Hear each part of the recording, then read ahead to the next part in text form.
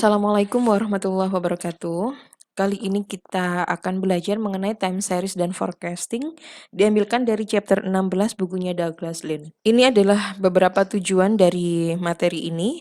Yang pertama adalah mendefinisikan komponen suatu deret waktu atau time series, menghitung rata-rata bergerak atau moving average, menentukan persamaan tren linear, menghitung persamaan tren non-linear, menggunakan persamaan tren untuk meramalkan periode waktu di masa depan dan untuk membuat peramalan yang disesuaikan terhadap musim, kemudian menentukan dan menjelaskan suatu kelompok indeks musiman, menyesuaikan data terhadap musim menggunakan indeks musiman, dan yang terakhir adalah menguji keberadaan autokorelasi.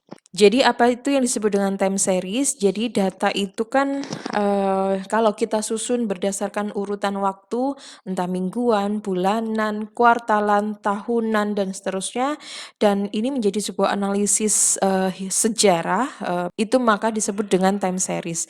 Nah, bedanya ini saya ingatkan kembali sama cross section. Nah, ini adalah perbedaan dari data panel cross section sama time series. Kalau awalnya kita punya data cross section ya, data cross section ini kalau kita lihat, jadi tahunnya cuma satu, tapi misalnya yang dianalisis areanya banyak. Nah, ini variabel-variabel yang dianalisis, misalnya inflasi, pengangguran, jumlah uang beredar, begitu.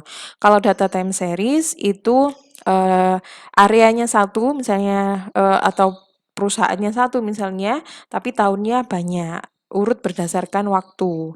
Nah, ini yang disebut dengan data time series. Kalau gabungan antara cross section sama time series itu yang disebut dengan data panel. Cara penataannya seperti ini. Jadi pada tahun 2000 Indonesia, Malaysia, Thailand gimana dan seterusnya. Tahun 2001 juga seperti itu. Beberapa komponen deret waktu. Yang pertama adalah secular trend, yaitu arah jangka panjang yang halus dari suatu deret waktu. Kemudian cyclical variation, yaitu naik turunnya suatu deret waktu selama periode yang lebih panjang dari 1 tahun. Kalau variasi musiman atau seasonal variation, itu menunjukkan pola-pola perubahan dalam suatu time series di dalam periode 1 tahun, dan pola-pola ini cenderung berulang di setiap tahunnya. Kemudian variasi yang tidak tentu ini dibagi menjadi dua, yaitu variasi episodik dan variasi residual. Kalau fluktuasi episodik ini tidak bisa diprediksi, tetapi dapat diketahui. Dampak awal pada perekonomian dari suatu serangan besar atau perang dapat diidentifikasi, akan tetapi kapan suatu serangan atau perang terjadi tidak dapat diprediksi. Nah, kemudian setelah fluktuasi episodik dihilangkan, variasi yang tersisa itu adalah variasi residual.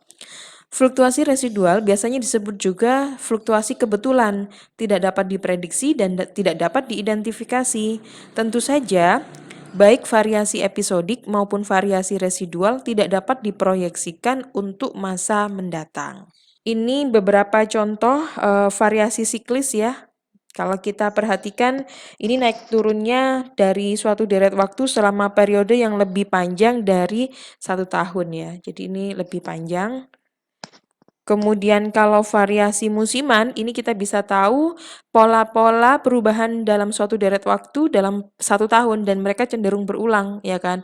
Tahun 2003 kuartal 1 di sini, nanti 2004 juga di sini kayak gitu. Seperti kayak kita ada musim semi, musim gugur dan seterusnya itu kan biasanya jatuhnya di bulan-bulan yang bisa kita istilahnya diprediksi nih bulan ini bakal musim semi dan seterusnya. Mungkin ada penyimpangan tapi tidak terlalu jauh.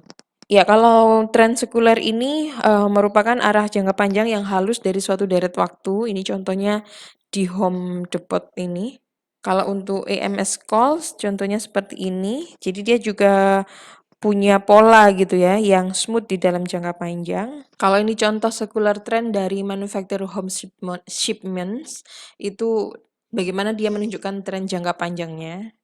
Nggak harus, ya kalau dilihat dia nggak harus naik gitu ya, tapi dia juga bisa fluktuatif kayak gini. Kemudian dia juga bisa naik turun, tapi dia siklusnya jangka panjang. Kemudian ini moving average method atau rata-rata bergerak. Ini fungsinya untuk men-smoothing time series untuk melihat trennya.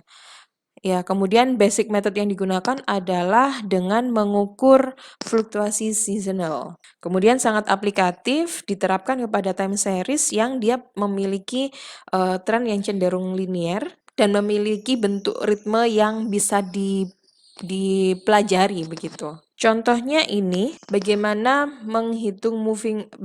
kita melihat ya, ini sales dari 7 tahun, tahun 1981 sampai 2005. Ini kan datanya naik turun nih kayak gini ya. Nah, moving average itu kita pengen mencari smoothing trendnya. Kira-kira dari tahun 81 sampai 2005 ini kalau dibuat linear trend itu seperti apa sih? Nah, itu tujuan dari moving average. Sama seperti ini juga, misalnya selama 5 tahun dia sebenarnya itu naik turun kayak gini, kemudian kita smoothingkan.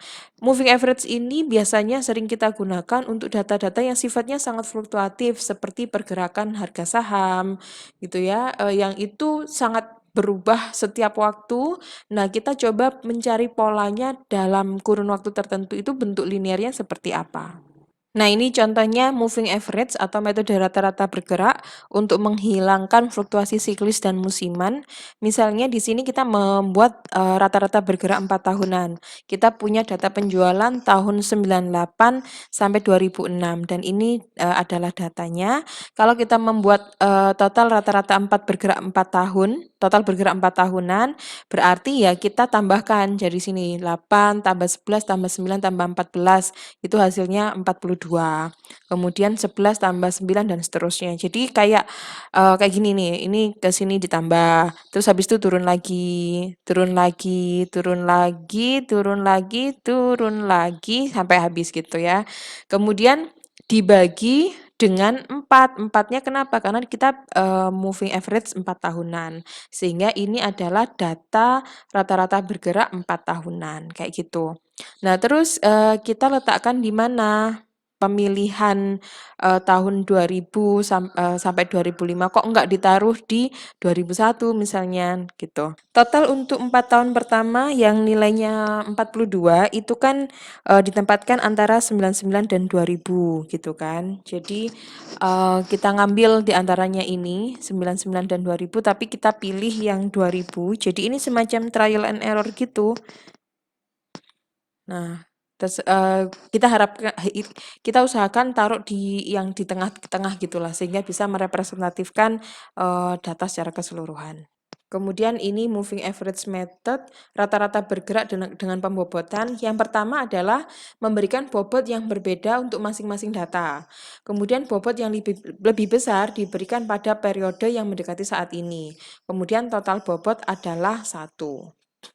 Contohnya ini rata-rata bergerak 3 tahun. Karena 3 tahun berarti yang pertama kan kita harus menentukan bobot yang berbeda. Kita pilih kombinasi angkanya 0,2, 0,3, 0,5. Ini kan berbeda. Kemudian semakin mendekati ke tahun sekarang itu semakin besar, semakin naik. Dan kalau di total ini harus sama dengan 1. Mungkin kita bisa kombinasi yang lain katakanlah 0,1, kemudian 0,4, satunya 0,5. Ini juga boleh, karena masih memenuhi ketiga kriteria tersebut. Karena ini rata-rata bergerak 3 tahunan, maka kita mulainya, kembali lagi ya, kenapa diletakkan di 99, mulai dari 99 sampai 2002, karena kita coba ambil yang di tengah-tengah, kayak gitu.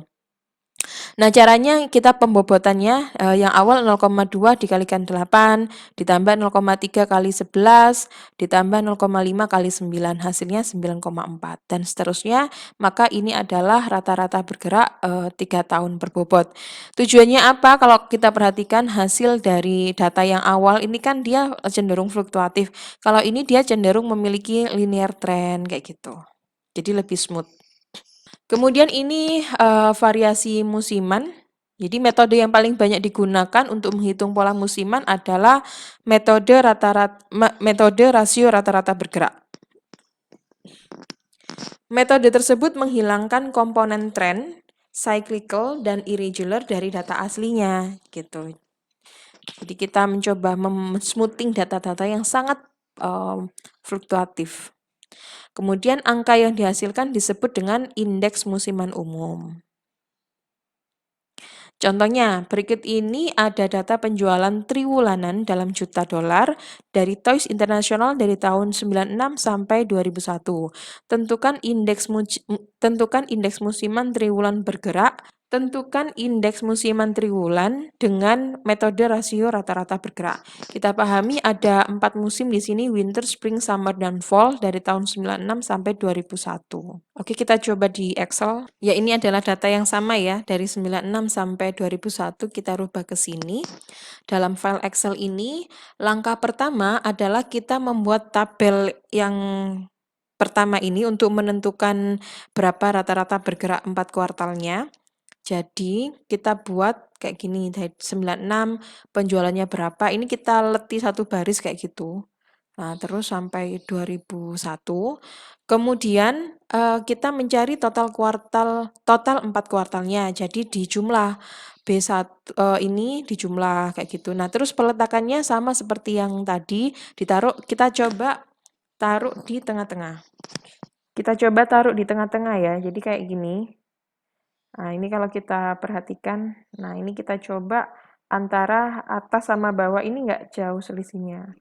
Jadi kalau yang di atas ini kita letakkan di antara 4,5 ini sama ini, maka yang bawah juga kayak gitu. Jadi kita usahakan balance.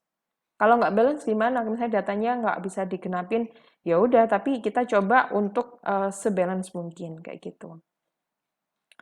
Kalau sudah kita jumlahkan semuanya ini. Ya, kita jumlahkan semua ini. Kemudian kita cari rata-rata bergerak 4 kuartalnya. Jadi ini dibagi 4 kayak gitu. Lalu kita cari rata-rata bergerak terpusat. Jadi ini dibagi 2. Antara ini sama ini bagi 2. Ini juga seperti itu. Nah, untuk musim tertentu ini kita bagi yang karena musim tertentu ya, maka ini kita ambil kebetulan ini yang lurus adalah yang data summer ya. Data summer ini dibagi dengan rata-rata bergerak terpusatnya. Jadi ketemu 1,18 kayak gini. Lalu kita tentukan indeks musiman. Nah, indeks musiman ini kita bikin tabel sendiri yaitu tabel indeks musiman. Tabel indeks musiman ini kita bikin lagi seperti awal kayak gini.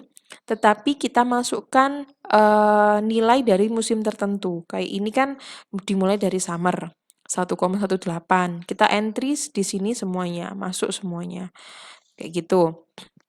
Kalau sudah, ini kita total semuanya. Kita total, kemudian kita rata-ratakan. Kenapa dibagi 5? Karena di sini kan datanya ada 5.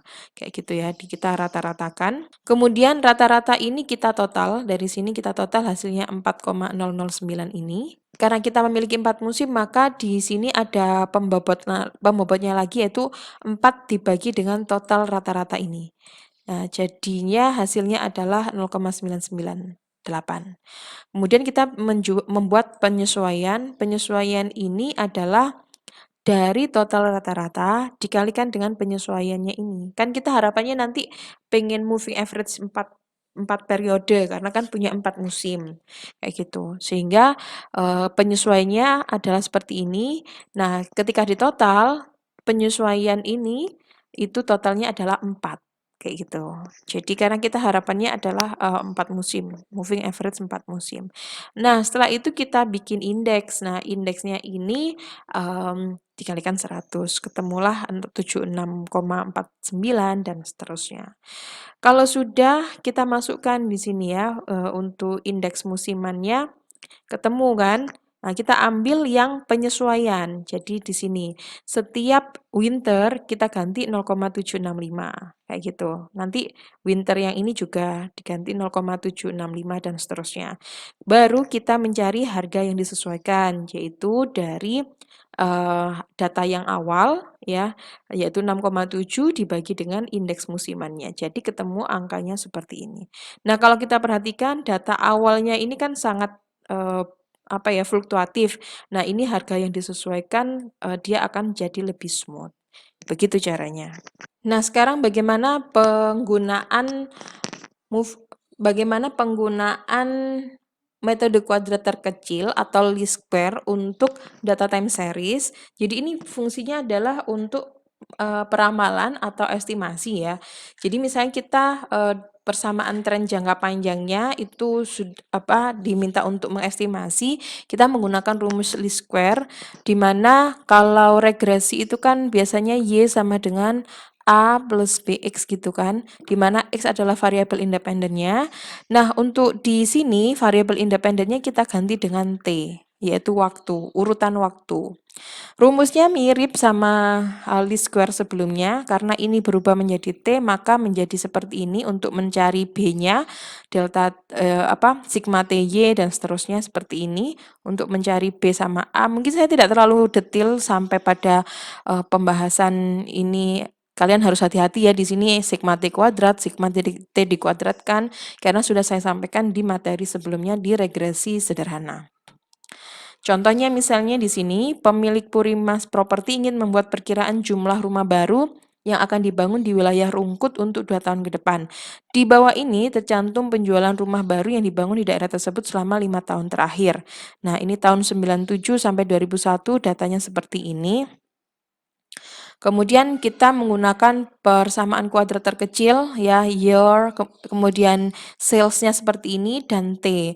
T ini adalah urut waktunya. Nah, ini yang dibuat kita urut waktu 1, 2, 3, 4 dan seterusnya. Lalu kita cari sales dikalikan T-nya, kemudian T kuadrat. Nah, barulah kita hitung nilai B-nya. Ketemu seperti ini. Dan nilai A-nya juga seperti itu. Sehingga dari sini kita bisa menggunakan untuk estimasi ya. Persamaan umumnya ketemu seperti ini, Y cap sama dengan 3 plus 1,44 T. Jadi, perkiraan penjualan tahun 2003 adalah 3 ditambah dengan 1,44 kali 7 sama dengan 13,08. Kenapa 7? Karena kita lihat di sini 2001 itu tadi kan urutan dari T kelima, sehingga kalau 2003 kan 2002-nya adalah ke-6, 2003 adalah ke-7, kayak gitu. Itu digunakan untuk metode peramalan, tapi menggunakan cara yang least square, kayak gitu.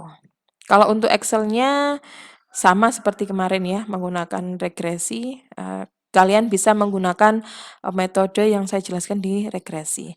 Nah, lalu bagaimana dengan tren non-linear? Jika tren data tidak linear tapi datanya meningkat atau menurun dalam prosentase yang sama, maka nilai Y diubah menjadi logaritma dan persamaan least square-nya akan menjadi logaritma dari Y cap sama dengan logaritma A ditambah dengan logaritma B dikalikan T. Ingat T karena dia bentuknya time series, dia tidak ikut dilogaritmakan. Misalnya ini ada contoh bentuk tren non-linear ya. Ada penjualan di sini, data penjualan dari 2002 sampai 2006 seperti ini. Ingat karena kita menggunakan fungsi logaritma ya, karena dia bentuknya non-linear, kan ini log dari Y cap sama dengan log A ditambah log B dikalikan T, kayak gitu kan. Jadi bentuknya kita cari log Y, kemudian T-nya ingat tidak dilogkan, maka kita cari dulu log Y-nya yaitu sama dengan log 10.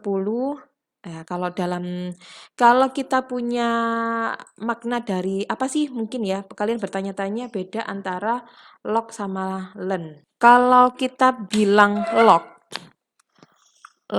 dari 100 ini kan artinya 2. Nah, ini kan awalnya dari ini ada angka 10 di sini sebenarnya, tapi karena angka 10 ini tidak perlu dicantumkan. Nah, maknanya adalah 10 pangkat 2 ini kan sama dengan 100, kayak gini. Ya, logaritma natural itu gimana sih? Jadi len 100 ini sama artinya dengan logaritma 100 tapi pangkatnya adalah E. E ini adalah konstanta Euler, nilainya 2,72 sekian, 2,73 saya lupa. Nah, ini. Jadi itu beda antara log sama len. Oke, kembali ke data. Ini kita logkan jadi log 10 dari sini. Jadi kita kembali ke data, log itu berarti kan log 10 dari nilai angka di sini ya. Maka ini dapatnya seperti ini, kemudian T-nya sama, terus kita kalikan log Y dikalikan T, terus ini T kuadratnya. Kemudian kita bisa mendapatkan nilai B. Ya, ingat B posisinya itu adalah log B ya kan, dari persamaan umumnya. Kayak gini. Ini persamaan umumnya kan kayak gini. Jadi log cap sama dengan log A ditambah log B dikalikan T. Maka hasil yang kita hitung di sini itu merupakan masih posisi log B. Sementara negatif 0,053 ini merupakan masih posisi log A. Sehingga log Y cap, nah di sini ada log Y cap, itu sama dengan negatif 0,053 ditambah 0,11 T. Nah, sekarang bagaimana cara interpretasinya? Ini karena masih dalam bentuk log, maka artinya kita membaca dalam bentuk persen. Nah, ini sangat penting buat kalian nanti yang melakukan skripsi. Kenapa sih datanya kok dibuat logaritma? Itu sebenarnya bukan untuk menyamakan satuan ya. Biasanya kan mahasiswa kalau ditanya, kenapa datanya dilogkan gitu? Karena biar satuannya sama. Ya benar juga sih, karena kita mau membacanya dalam bentuk persentase. Tetapi sebenarnya arah tujuan utamanya adalah membuat data ini linier kayak gitu loh. Jadi dan konsekuensinya adalah cara membacanya tidak lagi menjadi satuan sebelumnya. Kayak ini kan penjualan berupa satuannya juta. Nah, sekarang karena dibuat logaritma maka dia cara membacanya adalah bentuk persentase. Nah, misalnya kita udah tahu nih persamaan regresinya seperti ini. Log Y cap sama dengan negatif 0,053 ditambah 0,11 T. Artinya apa? 0,11 itu merupakan persentase perubahan Y cap akibat perubahan T sebesar satu satuan. Jadi misalnya artinya naik 1 tahun ya, karena T-nya adalah tahun tadi kan. Naik 1 tahun itu log Y cap, nah Y cap-nya akan naik sebesar 0,11%. Jadi bacanya udah lagi bukan juta tapi persen kayak gitu. Ini mirip dengan konsep rata-rata geometrik ya, yang sudah kalian pelajari di statistik 1. Kemudian kita mencari, kan ini ketemu B-nya, log B-nya adalah 0,11. Nah, kalau kita ingin tahu berapa rata-rata kenaikannya atau laju kenaikan tahunan dari tahun 2002 sampai 2006, maka kita antilogkan. Cara untuk mengantilogkan, berarti kalau log itu adalah pangkat 10, berarti ya kita 10 pangkatkan dari hasilnya ini, 0,11 ini. Nah, ketemunya 1,289. Nah, kalau udah di sini kita kurangi dengan 1, hasilnya rata-rata kenaikannya adalah 0,289 atau rata-rata geometrik dari laju kenaikan tahunan dari 2002 sampai 2006 adalah 28,9% per tahun. Kemudian kalau kita diminta untuk mengestimasi misalnya tahun tahun ke-8 itu berarti tahun 2009 ya. Jadi kalau 2007 tahun ke-6, 2008 tahun ke-7, tahun ke-8 adalah 2009. Kita diminta untuk memproyeksikan berapa penjualan di tahun 2009. Nah, di tahun 2009 ini kita masukkan aja Y cap sama dengan ini, masukkan dari persamaan awal ketemu 0,827. Nah, kalau sudah kita perlu antilogkan lagi. Ya, di sini berarti 10 pangkat dari 0,827 ketemunya adalah 6,71. Karena apa? Karena kan kita tujuannya untuk kembali ke juta.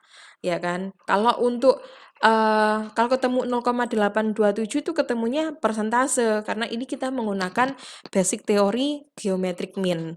Nah, untuk kembali lagi kita antilogkan ketemu 6,71 juta. Kayak gitu. Nah, bagian akhir dari pembahasan mengenai time series ini adalah mengenai Durbin-Watson statistik. Jadi, kalau data atau pengamatan dalam bentuk deret waktu yang dikumpulkan secara berturut-turut sepanjang suatu periode tertentu akan mempersulit kita ketika kita menerapkan regresi. Salah satu asumsi yang biasanya digunakan dalam regresi adalah bahwa setiap residu yang berurutan itu saling bebas.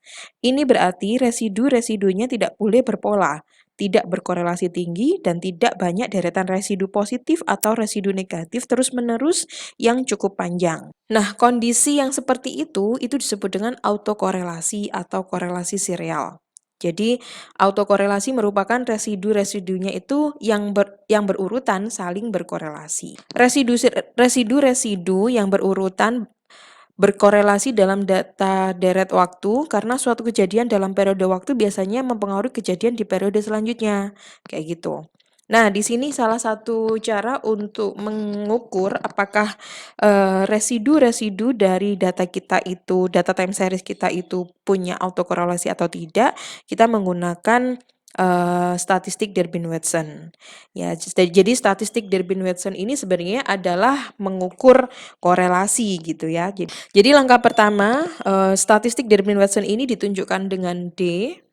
Kemudian kita pertama-tama menghitung residu untuk setiap pengamatan atau ET ya. ET ini residu, ingat YT dikurangi dengan YCAP itu adalah ET. Kemudian kita mencari nilai D-nya, Durbin-Watson-nya yaitu sigma dari ET dikurangi dengan ET-1 dikuadratkan dibagi dengan ET kuadrat, kayak gitu. Nah, hipotesis tesnya adalah seperti ini, rho sama dengan 0 dan ini rho lebih besar dari 0.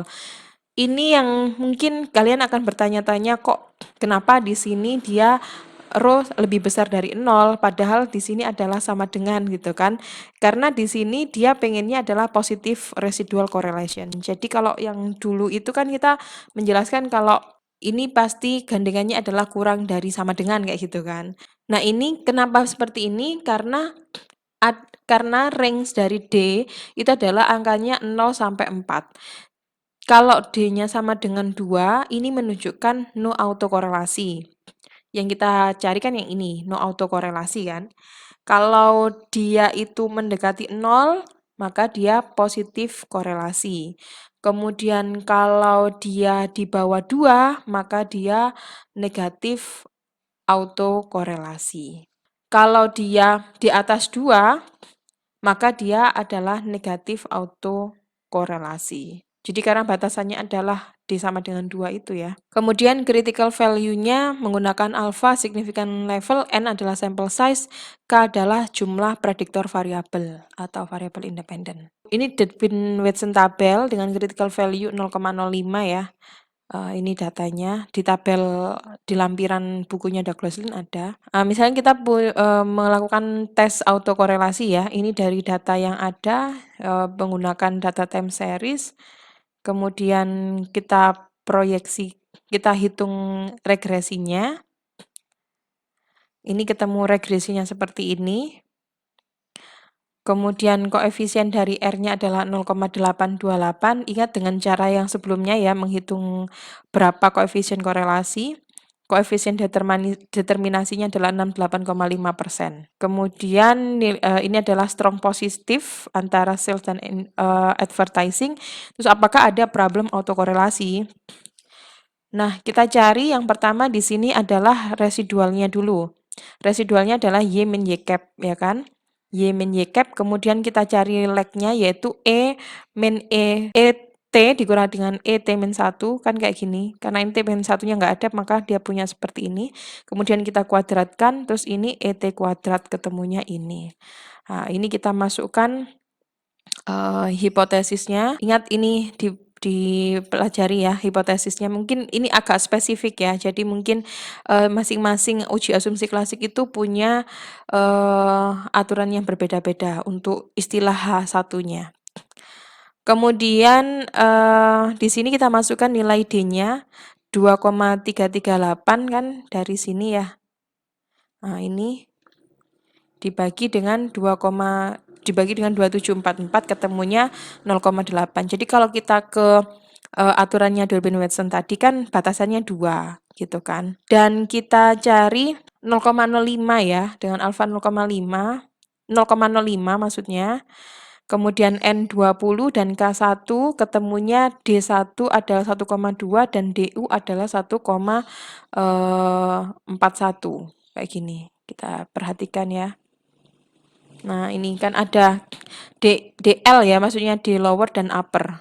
Batas bawah sama batas atasnya. Oke.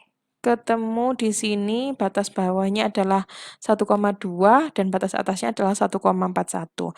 Sementara kita ingat area di sini adalah reject H0, kemudian ini inconclusive, kita ada di daerah sini. Positif autocorrelation. Kalau kita ada di sebelah kanan, maka dia adalah no autocorrelation karena dia di atas nilai uppernya. Baik, mungkin seperti itu dulu pertemuan kita kali ini, dan ini merupakan akhir dari materi sebelum UTS. Jangan lupa untuk terus belajar, latihan, dan berdiskusi dengan teman-temannya. Semoga bermanfaat. Terima kasih. Assalamualaikum warahmatullahi wabarakatuh.